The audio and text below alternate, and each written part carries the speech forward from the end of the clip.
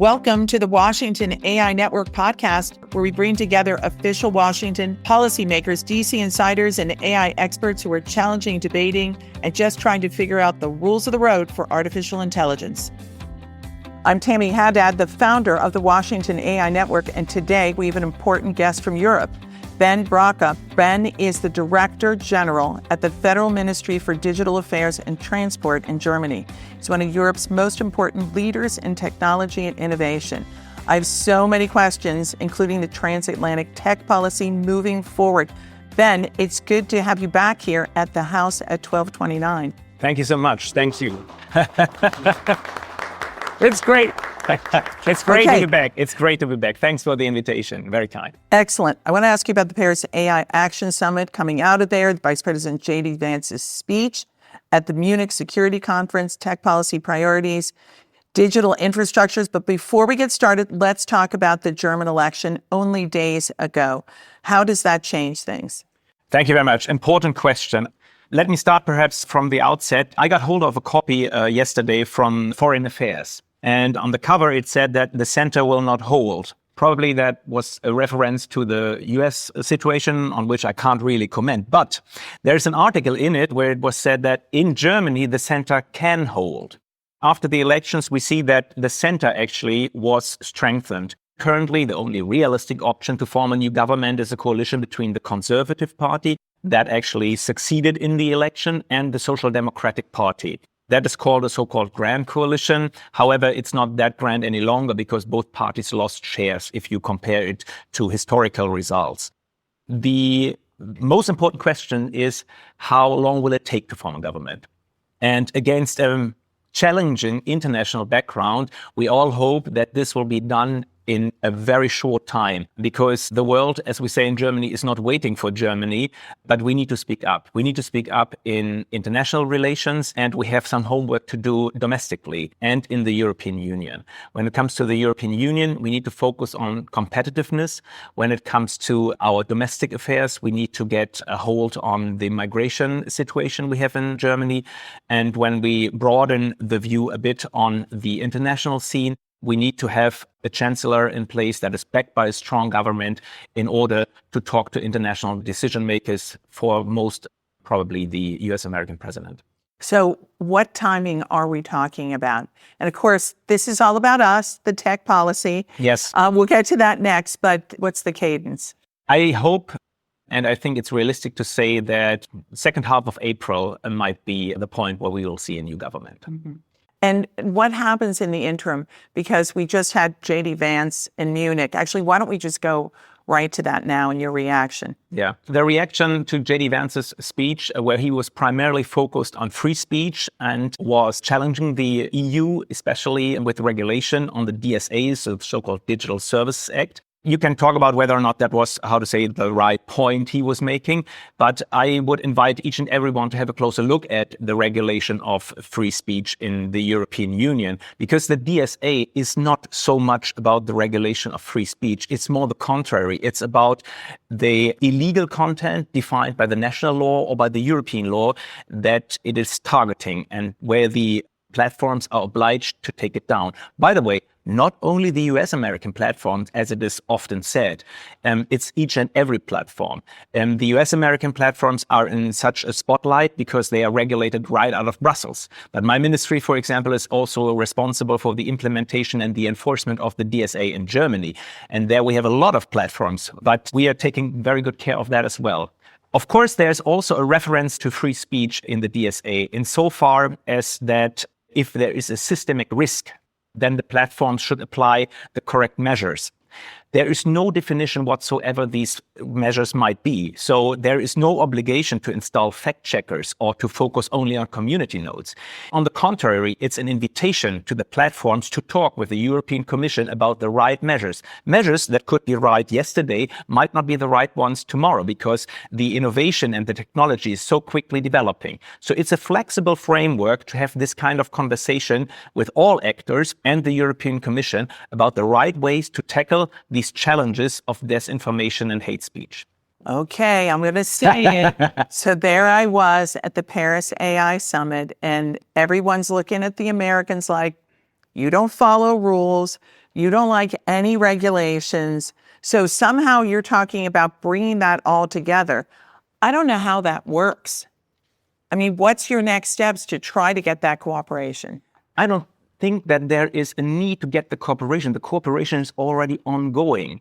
So you're saying you're getting what you need, not just from the American companies, but all across the digital companies? So far, actually, when we talk about the DSA, and there's the DMA, I would like to talk about that as well. When we talk about the DSA, there is a regular exchange between the big platforms and the European Commission. That is the enforcer and the regulator for them. So far, we don't see a necessity to adjust this.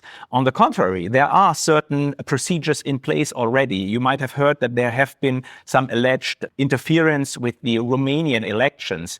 So the European Commission asked especially TikTok to store the data so that they could have a look at the data and take an analysis whether or not there was real interference. So I would invite each and everyone to give the DSA, a piece of legislation that is in place for now 1.5 years, a bit more time to show its effectiveness. If it shouldn't be effective, we need to have a conversation, not only in Europe, but also with the platforms and with our transatlantic partners. But where things are going over here is, we don't want you to look at anything. That no one needs to look at anything, that the market works. And the difference is that the companies have made changes now, the major companies. It's interesting that you say that. We say that. So who is we? Because when you look at the DMA, which is a piece of legislation that is actually focused on competition. Yes, explain that. We have the DMA in place, the Digital Markets Act, that should prohibit large platforms to use their power of the market in one market to obtain a dominant position in a neighboring market. So it is pretty much about the regulation of gatekeepers. What's very interesting is this piece of legislation is perceived as something that is anti-US.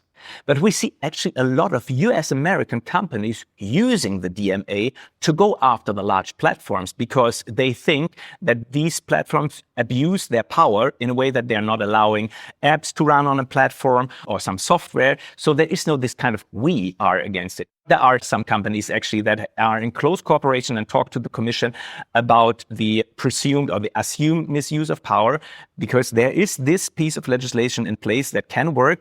And correct me if I'm wrong, there's nothing comparable on the other side of the Atlantic. So actually that could serve as a base to have a conversation with the US administration about this. And have you talked to the new US administration, White House officials? Or will you talk to them while you're here in D.C.? We will talk especially to the State Department and there especially to my counterparts that are responsible for digital international policy, the G7 and the G20 and the OECD. Because that is a bit under the radar, right? The multilateral fora, we also need to strengthen. It's also about bilateral digital policy, but we need to focus also on a multilateral digital policy. Mm-hmm. And let's talk about the Paris AI Summit. Yeah. What was your reaction? I think it is a very good thing that President Macron put such a strong emphasis on AI, especially after the announcements we heard here from the US. It's also good that there was a mobilization of investment capital for AI. However, if you ask me if money is the solution to it, I would always say it is part of the solution. But one problem we are faced with in the European Union, and I'm happy that the European Commission is now really focusing on this, is that there is a lack of competitiveness. So why is that? It is primarily because the enforcement of European law is up to the member states. Now imagine you have a law on the EU level and you have 27 enforcement agencies. And if someone is not happy with the enforcement, then he turns to a national court. And the national court is actually interpreting the EU law. So that, of course, stands in the way of a unified digital single market. And that does not allow for companies to thrive, for companies to scale and to really compete. So that is something we really put our eyes on. And by the way, in this regard, the DSA and the DMA are very good pieces of legislation because for the first time, they define certain criteria where companies are regulated right out of Brussels. So we don't leave it up to an Irish regulator or to a Luxembourg court to interpret whether or not this is legally right. Well, this was the complaint at the AI summit of all the VCs. And they were all there cheering Macron on and everyone else. But at the end of the day, what are you going to change? So what will the EU change? The EU needs to change this. So in the way that we have more regulation and more enforcement coming right out of Brussels, first thing. Second thing is we need to focus whether or not the European market is the right point of reference when we talk about competitiveness. You might remember or not that in the past, there was the attempt to merge Siemens and Alstom. The European Commission said that would have been too big for the European market, but it might have been the right size to compete with other global companies in that market. So we need to ask ourselves, if we allow for companies to scale up in the European Union, what should be the limit? Is the limit the European market, or should we allow them to grow in a way that they're able to compete, for example, with the hyperscalers or platforms from the US? And then the third thing, we need to get the framework right on venture capital. And that is for the Capital Markets Union to be installed in a way. I think that is the right way forward. And if we gain competitiveness, I think the European Union will be again perceived as an economic powerhouse that is eye to eye with other regions in the world. Well, everyone kept pointing at and said, Mistral, they got more money. That was it. And then nothing after that. I'm happy for Mistral. And as I'm also happy, by the way, for Aleph Alpha, a German AI company that also raised a lot of money. But the thing is that this focus on spending money on certain companies, that is okay from a venture capital point of view, because they need to pick the companies and they need to invest. The state should care about the right framework that these investments can be done. And that is the right framework for venture capital, that is the right framework for competitiveness, and that is the right framework actually for a digital single market. And that is where the state should focus. It's perhaps not that sexy as spending money, billions and billions on companies, but I think this is the only way, because we're talking about digital companies now. But of course, there are a lot of companies in the energy sector, for example, in the automotive sector, in the train sector. So we need to get the framework right for each and every company. Okay, I want to get to energy in a minute, but China signed the joint statement on inclusivity and sustainability and artificial intelligence in Paris. The US and the UK did not. And just to read real quickly, ensuring AI is open, inclusive, transparent, ethical, safe, secure, and trustworthy. 60 total countries signed it. How do you feel about that? We need to focus on the fora on the international level where a regulation is being discussed and actually implemented. With all due respect to the Paris AI Summit, there is no structure, there is no implementation. It has a declaratory meaning. And that is good. I don't want to actually criticize this. But the thing is, in order to get all these principles done, you need to have some kind of an international organization that is actually operationalizing this. So that is the reason why we really do hope that the support of the United States for especially the OECD is ongoing. Because with the OECD, we have an international think tank. It's not a politicized organization where actually scientists are working on. We have the open democratic economies reunited over there. There we can implement all these principles in a way that they are handleable, that they're tangible for companies if they would like to actually adhere to this. Because what does that mean, ethical AI? What does it mean if I would like to put a product or services on AI safe and secure into the market? What do I have to pay attention to? And the right place to do this and to deliver on this is the OECD. Well, I like it because these global alliances make all the difference. And even at this table, if we went around and asked everyone what AI means to them, ethical AI, applied AI, you name anything, we're going to have different answers. So to go to the world and say, this is how you should do things and align it. That's why you're here, because you do that kind of thing. Okay, let's turn to energy. Here in the US, there's all kinds of conversation about data centers and how they'll be powered. Even just right across the bridge over here, Virginia is the #1 state in the US on energy. And even Meta and other big companies, maybe Apple, are over there trying to figure out how they're going to power all of this. What about in Germany? That is a very good question. The energy question will be back on the international agenda because it'll be a geopolitical one. For AI, and I don't have to tell you this, Tammy, you need enormous amounts of energy. So where should this energy come from? In Germany, we have a discussion going on. We decided actually to opt out from nuclear. We decided to opt out from coal. So we're putting everything on renewable. I hear from the platforms that are focused also on AI that they also would like to focus on renewables. But if you invest in renewables, you need to invest in the grid because you need to manage renewable energies because they are simply not there. You need to invest in storage capacities and batteries and in the management of the grid. That will take time. So in the meantime, you need to come up with some different solutions. And that's the reason I think why some companies are now again investing in nuclear.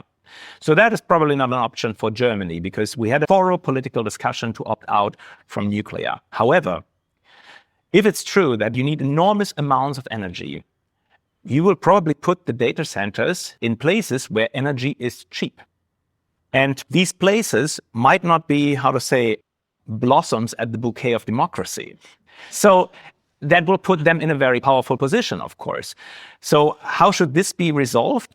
I don't know, but it has to be resolved and it has to be on top of the political agenda because we need to invest in infrastructure. And I'm happy that the European Union is actually focusing on this one, but the question where the energy should come from will remain. It needs to be solved. Do you think that DeepSeek truly did not use as much energy? What's your take? I don't have any insights on that, I have to say, so I can't really comment on this. I know that there are discussions going on exactly those points you mentioned. Is it really cheap? Did it really only use small amounts of energy? What about the data they were using in order to train the model? I think there are a lot of questions, and I really hope for us looking into the future that there is a bit more transparency on these questions from the Chinese side. And what about the larger China question and their role in really all the things that we're talking about? It remains a challenge. I think with China, nothing has changed that much lately. I think it remains a challenge when we look at China as a partner, a strategic rival, as we say also in our China strategy of the German government. It is most certainly a country with which we actually need to stay in close contact because China needs Europe. That is something actually that is not really paying much attention to because for a very long time, I think, especially from the German industry, China was perceived as a market. But when you look at automotive currently, they are exporting now more and more cars to the European Union, to Germany. So it's vice versa, kind of. And that, of course, puts us in a very good position to talk to China as well on the right legal framework and on the right conditions, actually, not only on export, but when we talk about electric vehicles, we will have a conversation about the use of data, for example, as well. Mm-hmm. And what about, as we call it here in Washington, the Elon Musk of it all? Here in the U.S. and in Washington, we've got Doge. I'm not going to ask you about that. But clearly, Elon Musk, through Starlink and his other companies, Tesla, et cetera, was trying to play a role in politics. I'm not going to ask you that either. But I did want to ask you about your take on him as an important figure in technology today. It's very, very difficult. In literature, you say often you need to separate the oeuvre from the author. So if we do this now in technology, of course, you can praise him for the inventions, for the progress he made.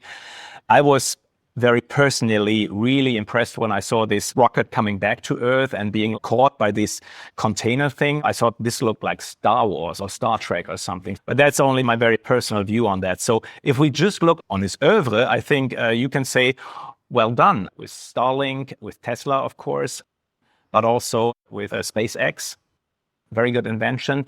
Obviously, something that also triggered competition. Obviously, something that also calls for action on the other side of the Atlantic, especially when we talk about rockets. And what about the other AI leaders, Mark Zuckerberg, Tim Cook, all of them? They're working much more closely with government. Of course, they always had. But this government here, the new Trump administration, demands CEOs to be front and center on the issues that we're talking about. How much time do you have to spend just trying to work together with the companies or the U.S. government, or, how do you navigate any of this now? I think actually companies should decide what should be front and center for them. If it's politics, then it's politics. I had 10 years working for IBM. Politics played a role, but of course, our company is driven by benefits. And so I can't really comment on that. If they think it's valuable, if they think that's the way forward, of course, they should then focus on politics.